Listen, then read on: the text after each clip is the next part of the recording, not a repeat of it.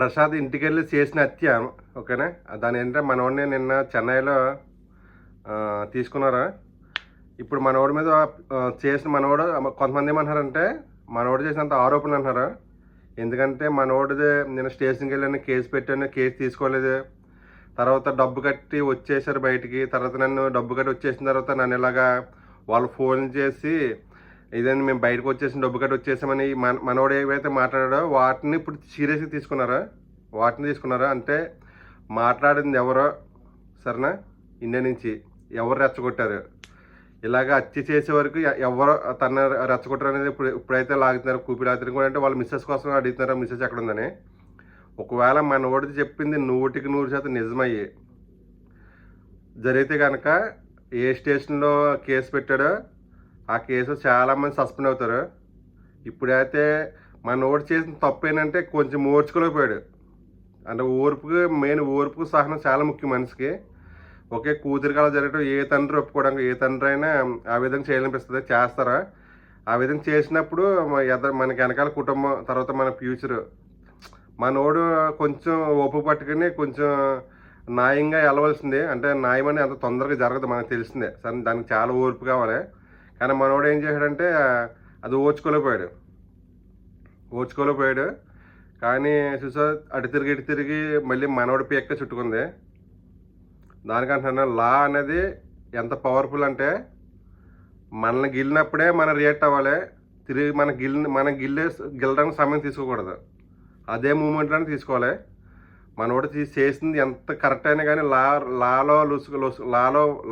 లా ప్రకారం మనోడు చేసింది చాలా తప్పు. ఎందుకంటే ప్రాణం చేయడం చాలా తప్పు. ఇప్పుడు అటు తిరిగి మనోడికి చుట్టుకుంది.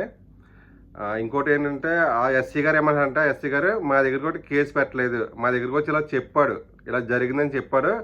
మేము తీసుకొచ్చి వాళ్ళని ఇంట్లోంచి తీసుకొచ్చి మేము కేసు రాసి మేము మందలించి వాళ్ళ స్టేషన్ బెయిల్ మీద వెళ్ళారు బయటికి అని వాళ్ళు చెప్తున్నారు. మనోడు ఏమంటాడా, మనోడు చెప్పిన వాదన వేరు, వాళ్ళు చెప్పిన పోలీసు చెప్పిన వాదన వేరు. ఏదేమైనా ఏం జరిగితే తెలియదు. మొత్తం మీద అటు తిరిగి మనోడు అనుభవించాలి బాధలు అనేది. ఎందుకంటే లా ప్రకారంగా మీకు తెలిసిందే, కనీసం జైలు శిక్ష అన్నీ ఉంటాయి కాబట్టి మరి చూద్దాం ఏమవుతుందో.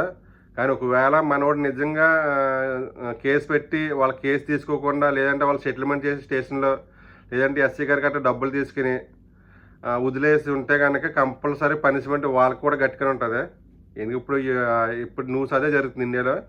నేనైతే ఫేస్బుక్లో ఒక పోస్ట్ అది చూసాను. ఆ పోస్ట్ ఏంటంటే మనోడు కులాన్ని ఎత్తుకొస్తున్నారు బయటికి, మనోడు కులాన్ని బయటకు తీసుకొస్తున్నారు. ఎందుకంటే బయట వేరే కులంలో అయితే ఏదైనా ధర్నాలు చేస్తారు, అవి చేస్తారు, ఈ చేస్తారా. మన కులమోడు ఇలా చేశాడు, సరేనా, ఏదో కోపంలో చేశాడు, అలా జరిగిందని కనీసం ఒక్కళ్ళు కూడా నాయకులు బయట రాలేదని ఒక ఫేస్బుక్లో ఒక పోస్ట్ చూసాను నేను. ఆ కులం కోసం కూడా మనం బయట ఇలా చెప్పుకోకూడదు కాబట్టి నేను చెప్తలేదు. అది కూడా నిజమే. అంటే మనకి కుటుంబం ఎంత సపోర్ట్గా ఉండాలో, బంధువులు ఎంత సపోర్ట్గా ఉంటారో, కులం అనేది కూడా అంత సపోర్ట్గా ఉండాలి. ఎందుకంటే మనం ఏ కులంలో పుట్టామో ఆ కులం మనం చెప్పుకోవడానికి, సరేనా, మనం ఆ కులం అది ఏ కులం అనేది చెప్పుకోవడానికి, మనం పుట్టినందుకు మనం గొప్ప చెప్పుకుంటాం.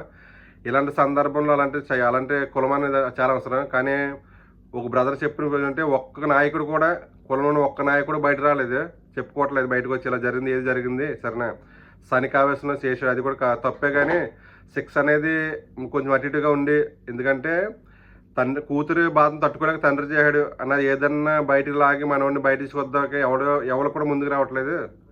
అది వేరే కులం అయితే ధర్నాలు, సరేనా, రాష్ట్రాలు గట్రా చేస్తారని ఒక బ్రదర్ పోస్ట్ పెట్టారు. ఆ పోస్ట్ కూడా కింద కామెంట్ చేశాను. బ్రదర్ మరి చేసిన మనవాడు హత్య కదా, హత్య కోసం అయితే ఎవరో రావాలి, ఎవరు వస్తారు గమ్ముని, ఎవరు కూడా రావడానికి వెనకడుగేస్తారు కదంటే మనోడే నాకు రిప్లై ఇచ్చాడంటే, అన్న ఇలాగా నేను కొన్ని కులాలను చూస్తాను, ఫేస్బుక్లో పోస్టులు సాంగ్స్ గారు పెట్టుకుంటారు, వాళ్ళకి ఇలాంటిది ఏం జరిగితే బయటకు వచ్చి నలుగురని వచ్చి కనీసం వచ్చి మాట్లాడుకుంటారు, ఇలా మా కులం ఎవరు రావట్లేదని అది ఒకటే బాధగా ఉంది. కుటుంబం ఎంత సపోర్ట్గా ఉండాలో, బంధువు ఎంత సపోర్ట్గా ఉండాలో, కులం కూడా మనకు అంత సపోర్ట్గా ఉండాలి కదని మనోడు పెట్టాడు. ఆ పోస్ట్ కూడా కరెక్టే, సరేనా. నిజం చెప్తున్నా, మనోడు చేసింది బ్రదర్ తండ్రిగా ఎంత కరెక్టో సమాజంలో అంతే తప్పు అవుతుంది. చెన్నైలో మనోనే అరెస్ట్ చేశారు. మరి ఏం జరుగుతుంది, ముందు ఏం జరుగుతుంది అనేది మనకు నిజంగా తెలియదు, చూడాలి. కానీ మనోడు ఏంటంటే కొంచెం ఊపు పట్టుకోవాల్సింది నాకు తెలిసి. ఎందుకంటే కొంచెం ఊపు పట్టి కొన్ని రోజులు వెయిట్ చేసి ఉండవలసింది. మనోడు తీసుకుంది ఆవేశమే. ఇంకోటి ఏంటంటే చాలామంది టిక్టాక్లో అతని వీడియోస్కి నువ్వు సూపర్ చేసావు, నువ్వు బాగా చేసావు, సూపర్ చేసావు అని కామెంట్ పెడుతున్నారు కదా. ఒకసారి మీరు చేయని అలాగా మీరు ఒకసారి చేస్తే దాని తర్వాత వచ్చిన పరిమాణాలకి మీరు ఎదుర్కొంటే ఒప్పుకుంటే అప్పుడు మీరు అలా చేయండి, సరేనా. ఏదైనా లా ప్రకారంగా ఎదుర్కోవాలి. కొంతకాలానికి ఇంకా అవ్వట్లేదు మన వల్ల, అప్పుడు మనం తెగించాలి. వెనకాల కుటుంబం ఉంది, సరే మన ఫ్యూచర్ ఏంటి, మన ఫ్యూచర్ అంటే మన మీద గొప్పగా బతకాలని కాదు, మనం బతికితేనే మనం బాగుంటుంది కదా, వెనకాల బతకాలి. అది కూడా ఒకసారి మీరు ఆలోచించుకోండి. మీరు కామెంట్లు పెట్టి అన్న సూపర్ చంపేసి వచ్చేసా, నువ్వు బాగా చేసా, ఏం చేసా అన్న అందరూ కూడా బాగానే ఉన్నారు. ఈరోజు గల్కొండలు బాగానే హ్యాపీగా ఉన్నారు. మనోడు బాధపడుతున్నాడు ఈరోజు. ఒకవేళ మనోడు ఇక్కడ తిరిగి వచ్చిన తర్వాత, మనోడు వీడియోస్ పెట్టిన తర్వాత మీ కామెంట్లు గట్రా చూసి మనోడు కొంచెం ఉత్సాహపడి ఉంటాడు. ఇప్పుడు తెలిసొస్తుంది సరేనా, కఠిన శిక్షలు అంటే బాధ అనేది ఏంటి అనేది. ఈ కామెంట్లకి ఇట్లకి పొంగిపోకండి. ఎందుకంటే కామెంట్లో చాలా కామెంట్స్ చదివి నేను మనోడికి వచ్చినాయి, నువ్వు బాగా చేసావు, చంపేసి బాగా చేసావు అని వాళ్ళందరూ గల్కొండలు హ్యాపీగా ఉన్నారు. నాకు తెలిసి నిజంగా చాలా హ్యాపీగా ఉన్నారు. వాళ్ళకి ఎలాంటి బాధ లేదు. 2 రోజులు చెప్పుకుంటారు, 3 రోజులు చెప్పుకుంటారు, అయిపోద్ది. అసలైన అనిపించేది బాధ ఇప్పటి నుంచి ఆ బ్రదర్ అనుభవిస్తాడు. ఆ కష్టాలు ఏంటి కానీ, తర్వాత ఆ బాధలు ఏంటి కానీ, ఓకేనా. ఇంకా ఎన్నో మొత్తం ఫేస్బుక్, టిక్టాక్ ఇవన్నీ ఇవే.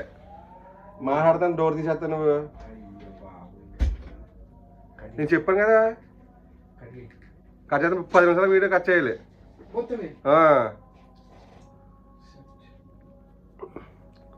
మాట్లాడే ఉత్సాహం అన్నీ దెంగితాయి నీ వల్ల.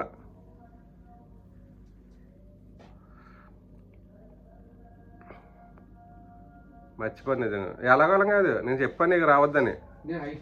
ఎక్కడ అయిపోద్ది, డోర్ కొడుతుంది చెప్పలేదు, సేవ్ అవ్వలేదు నీకు. కుదిరే ఎక్కడి నుంచి మాట్లాడుకోవడం మర్చిపోయాను నేను. సరే మాట్లాడతానండి, కట్ చేస్తానండి. కామెంట్లకి ఏం పొంగిపోకూడదు. నేను చాలా కామెంట్స్ చూస్తున్నా. కామెంట్లు ఏంటంటే అన్న నువ్వు సూపరు, నువ్వు తురుము అని చెప్పారు మన బ్రదర్కి. అనిపించింది మన బ్రదర్ అనిపించారు కష్టాలు బాధలు ఇప్పుడు, ఓకేనా. కానీ మనం ఒకటి చేసిన చాలా తప్పు. ఎంత తప్పు అంటే చాలా ఆవేశపడిపోయాడు అంతే. లా అనేది ఎప్పుడు న్యాయం తొందరగా జరగదు. న్యాయానికి చాలా వెయిట్ చేయాలి, చాలా ఎదుర్కోవాలి, చాలా పోరాడాలి. మనోడు అక్కడ ఇండియాలో వచ్చి గల్ఫ్కి పెట్టిన వీడియోస్ మనోడు అక్కడ హత్య చేయకుండానే పెట్టవలసిన వీడియోలు అప్పుడు పెడితే ఎలాగుందంటే స్పందించారన్నమాట ఇంటికాడ కూడా. అంటే చూసి 10 వీడియోలు చూసినప్పటికీ ఇంటికాడ కూడా స్పందిస్తారు కదా. కానీ అప్పుడైనా సెక్స్ పడుతున్నామో మనోడు సేఫ్ అవుతుడు, మనోడు సేఫ్ జోన్ ఉందిడు. ఈరోజు ఏమైంది పాపం, మనోడు అందరికంటే ఇబ్బంది పడుతుంది, మనోడు ఇబ్బంది పడుతున్నాడు ఇప్పుడు, అవునా కదా. సో మీరు ఆలోచించుకోండి.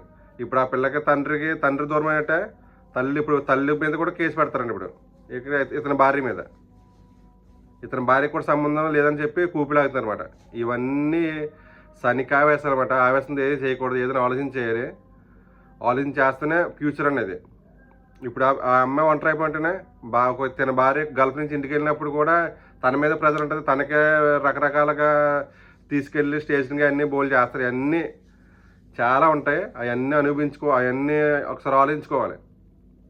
మనోడు చేసిన తప్ప ఏంటి, మనోడు యూట్యూబ్లో ఉంది కాబట్టి యూట్యూబ్ కానీ ఫేస్బుక్లో కానీ ఇలా జరిగింది. ఆ అమ్మాయితో మాట్లాడిన వీడియోస్ కట్టి పెట్టుంటే, ఆడియో క్లిప్ కట్టి పెట్టుంటే ఇంటికాడ కొంచెం వైరల్ అవుతే ఇంటికాడ లా అనేది ఎవరి మీద ఒకటే తీసుకుంటారు, అంత ఈజీగా ముదిలేరు. మనోడు చాలా ప్లస్ అవుతుంది, ఎంత ప్లస్ అవుతుంటే అంత ప్లస్ అవుతుంది. కానీ ఏమైందంటే ఈరోజు మనోడు ఇరుక్కుపోయాడమాట. కామెంట్ పెట్టి షేప్ ఉన్నారో మనోడితో. తర్వాత వచ్చి వచ్చిన తర్వాత మనోడు కువైట్లో చాలామంది చెప్పాడంట. చాలామంది కూడా మనోడు సపోర్ట్ చేయడంట, ధైర్యంగా ఉండరా, ఏం కాదు, నువ్వు చేసి మంచి పని చెప్పు. వాళ్ళు సేఫ్గా ఉన్నారా అంటే ఈ మాట వీళ్ళు పోలీసులు చెప్పారన్నమాట. మనోడు పోలీసులు చెప్పండి ఇలాగని చెప్పారు. కామెంట్ పెట్టి వాళ్ళు బాగున్నారా, సరేనా. ఇలాంటి వీడియో చూసిన కూడా బాగున్నారా. ఇప్పుడు ప్రెజర్ అనిపించింది మనోడే. కుటుంబ సభ్యులు ఏ కూతురు కోత మీద చంపాడు ఒకరిని, ఆ కూతురు కూడా ఇప్పుడు బాధపడుతుంది కదా తండ్రి దూరం ఎందుకు, అవునా కదా. ఫైనాన్షియల్గా ప్రాబ్లం. అదే మనోడు ఇండియాలో హత్య చేయవచ్చి, నిజంగా ఇండియా హత్య చేయవచ్చి కువైట్కి వచ్చి ఇలా చేశాడు, వీడియోస్ పెట్టాడు. అదే మనోడు హత్య చేయకుండా ఇంటికెళ్ళి కేసు పెట్టేసి గల్ఫ్కి వచ్చి ఇదిగో నేను కేసు పెట్టాను, కేసు తీసుకోలేదు, ఆ ఎస్సీ గారి పేరు, ఆ స్టేషన్ పేరు, ఆ టౌనా లేదంటే రూరల్ ఏంటి మొత్తం అని చెప్పి చేశారంటే ఏమైందంటే అది వైరల్ అవుతుంది. వైరల్ అయినప్పుడు కేసు నిజంగా మళ్ళీ తీసుకుందరు, మళ్ళీ కడుదురు, దానికి ప్రకారం జరుగుతుంది. మనోడు ఏం చేయడంటే మనోడు ఏమంటాడంటే అదే కోమలగల్లా దెబ్బ కొట్టాను అంటే ఇంకా అన్ని మాటలు ఇంకా చెలవు కదా. ప్రాణం పోయిన తర్వాత ఇంకా హత్య చేసినట్టే లెక్క. ఇంకా ఏదేమైనా ఇప్పుడు